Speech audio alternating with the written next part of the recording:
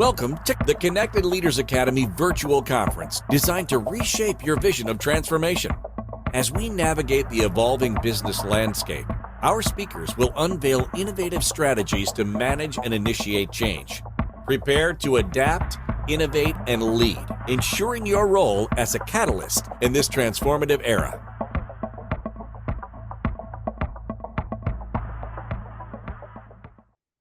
Hey, my name is Anita Smith. I'm so glad you're here today. And we're here for leadership, right? We are here because we want to be better leaders. And so how do we do that? One thing that I do is I look at the leadership distinctions. And I work with professionals who have gone through some trauma in their life. And we deal with some of the emotional, we deal with mindset, we deal with behaviors, the way they think. And there are specific distinctions in leadership that actually help to accelerate the process. And there's 12 of them. And those 12 leadership distinctions are what we guide ourselves through to make sure that we have a checkpoint, right? We always need a checkpoint, a place to start. And when we are looking at the possibilities in life of what we can create and how we can move forward in life, these distinctions come in handy so well. So what is the first distinction? It is that leaders have a very powerful vision. They can taste it, they can feel it, they put themselves in that position, and it compels them forward so that they are in this position of non-negotiable. Their vision is so big. It's like this. If you think you have a big vision, it's probably not big enough, because if it's not compelling you forward, then you're not going to be invested. And another aspect of leadership is, how enrolled are you? Are you enrolled in your vision? And is it the thing that is driving you? The second distinction is leaders are very committed to their vision, and that's where the enrollment really takes place. When leaders are committed to their vision, it's a non-negotiable. Is a spot or a place that they use to determine whether or not it's a vision that's big enough, it's going to have a purpose behind it. It is something that's going to be impactful. They can see how what the outcome is going to be, and be able to really put value and purpose behind it.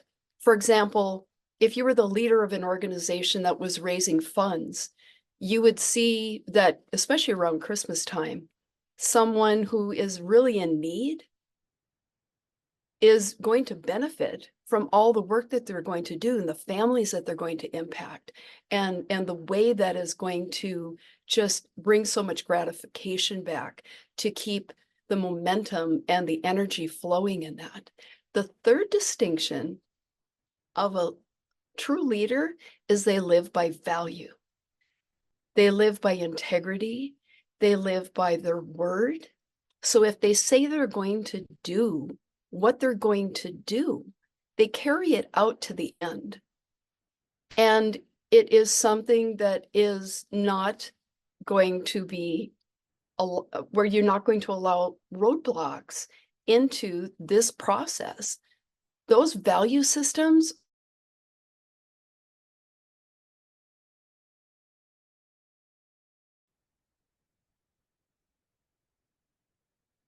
All right, I will continue. We had a little technical issue here. And yeah, I did freeze for a couple minutes, but I'm back now, so look out.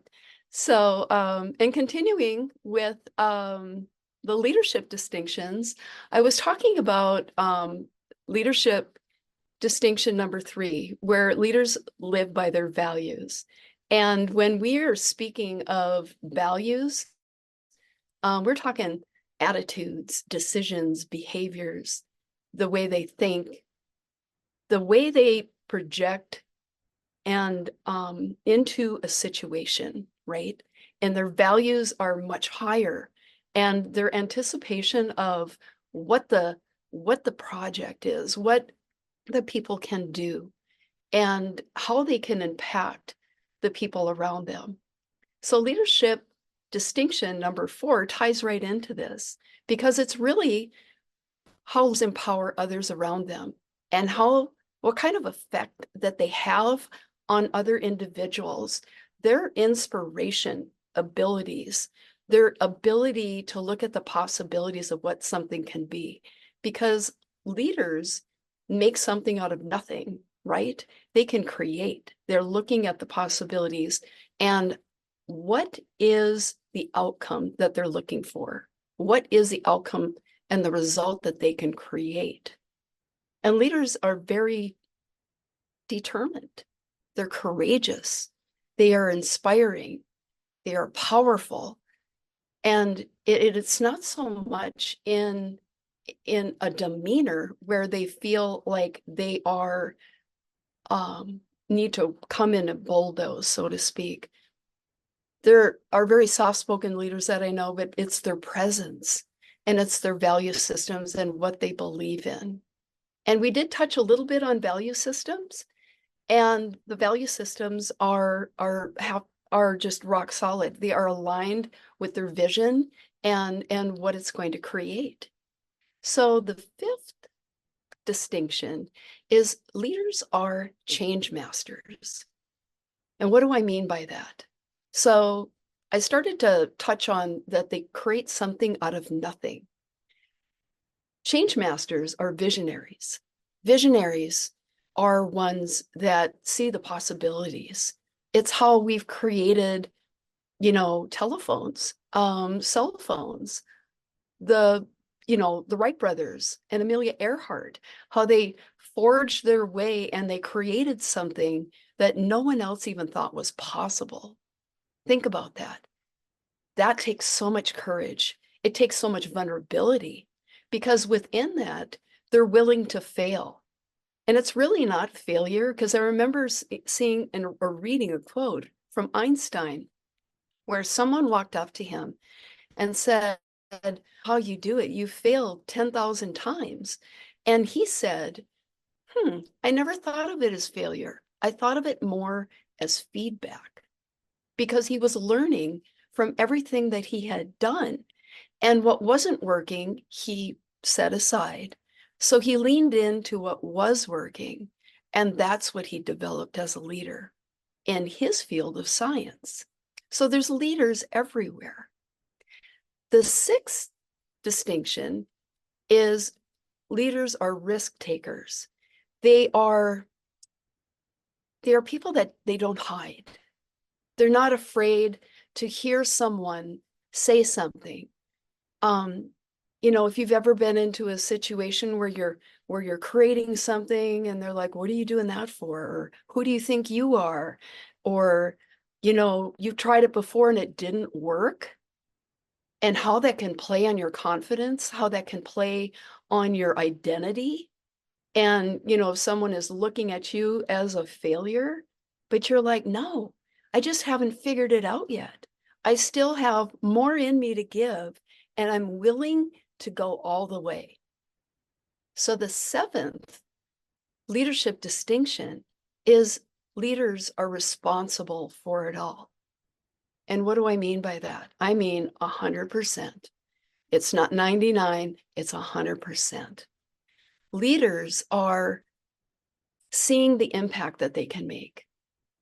They're not willing to wait for it to happen.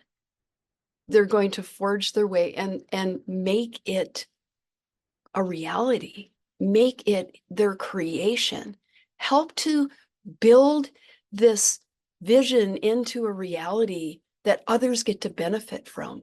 Because let's face it, leaders are true servants. They are ones that are bringing their heart forward. They're bringing their energy. They're putting everything into what they're doing to really create a life that's going to better someone else in the future. because they're futuristic, they're visionaries, right?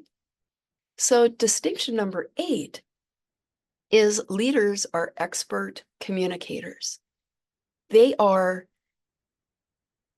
so good at listening.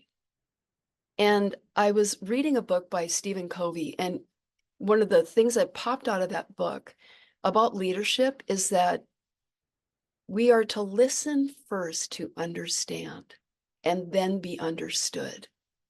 So they read the room, they will connect according to how the room is and the way that they show up, and be able to speak into possibilities, speak into the problems, be able to speak in to how can we solve the problem, and be able to convey that in a very clear and concise way that's easy for other people to understand. So in leadership number 9, leaders see obstacles as opportunities. This is where it gets fun, because where we resist, we persist as leaders. We get to look at this obstacle as a gift, and it's, oh my gosh, so this happened, so this is feedback, so I'm seeing what's not working, and I'm seeing what is possible to create and to make it work. And then I also get to listen to the feedback around me, and hear what am I hearing that can help me solve the problem. So it's a very dynamic step in leadership, because most people will give up. They'll try things a couple times and then they will like quit, right? Because it didn't work the first time, or maybe even the third time. But I go back to Einstein. Can you imagine 10,000 experiments until he finally figured it out? Now that's resilience. I love that. It's such a beautiful quality. The 10th distinction is leaders are very wise thinkers. They use their experience, they use the things that they have done in life to aid themselves in being able to look at things from a different perspective. And when we look at things from a different perspective, and it might even be an internal perspective, right? Where we go, oh, I don't know if I can do that. I don't know if I'm capable. And then flip it and say, this could be interesting. What is the possibility that it would turn out? What is the possibility that I can create something that no one else has created, or that I can enhance in something that's already in place and make it even better? And when we're looking at this wisdom, there is a heightened level of awareness and a calmness and a maturity, an intellectual maturity that comes from being a wise leader, because you have those experiences underneath your belt that you can use as kind of like tools in the tool shed, and you can bring them out in a way where they just fit in the puzzle piece to create and move the needle in the direction that you want it to. The 11th distinction of leadership is they have incredible strength and character. The thing that comes to mind is courage. How courageous that you get to be as a leader, to step into your identity, to step in and own who you are and what you do, and lead other people down the path to be able to bring them up in their excellence as well. Because we learn from each other. We have the ability to share something so special with those around us.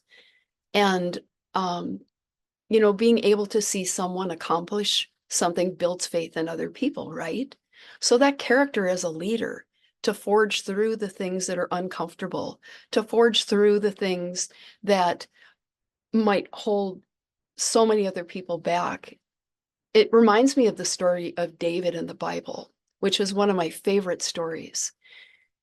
In that story, here is a young teen who is out in the field tending sheep. He was fighting bears and lions. And his brothers, he was the youngest of all of his brothers, all of his older brothers were out on the battlefield fighting Goliath or standing guard as the Philistines were mocking them. And he was someone who just had this confidence of who he knew he was. He went out into the field, and because his father sent him on an errand, it was a simple errand. He was supposed to bring his brothers something to eat. So he's in front of the Philistines, or in front of the soldiers, the Israelite soldiers, and he's like, who is this that defiles my God? As a teen, I think about that, as a teen. And he was already in leadership. He went straight to the source. He went to the king. He goes, I'll fight him. He had this immense boldness, this character of boldness in him, where he wasn't going to let anybody defile his God. And can you imagine, as a young man looking into all the eyes of these adults and not caring what they said, not caring that he might actually, be beaten down verbally before he even goes into battle. And then the king wanted to put on everything that was uncomfortable, and he was so confident in himself that he could say, nope, all I need is my sling and a rock, because he knew exactly how to use the tools that he'd already been trained for. And in the character of David, it only took one rock to slay the giant. And I look at, if I was a teen and I was in that position, it's like, man, I don't know, how strong would I be in that situation to be able to fight my Goliath, my giant? So the last distinction of leadership is developing leadership in others. When we develop ourselves, we automatically are developing other people because we learn from each other. And if we can develop a skill, a leadership skill that is so defined and is so ingrained into our being, we're going to affect the world in a way of being change makers. And that is the ripple effect. That is the thing that is going to cause this world to be a better world. The better we can be, the better we can make other people, by influence, by character, by our value systems, by our clear intentions, by where we put our heart, and being 100% responsible for who we are and how we impact the world is what true leadership is all about. I want to thank you so much for joining me here. I so enjoyed the comments from all of you. I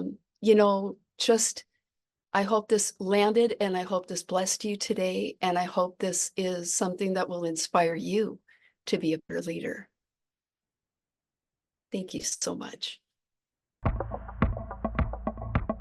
Thank you for participating in today's enlightening session. As we transition to our next expert, remember that each strategy and insight is a step toward becoming a transformative leader in your field.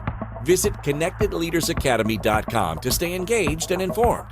The journey of change is ongoing. Let's move forward together.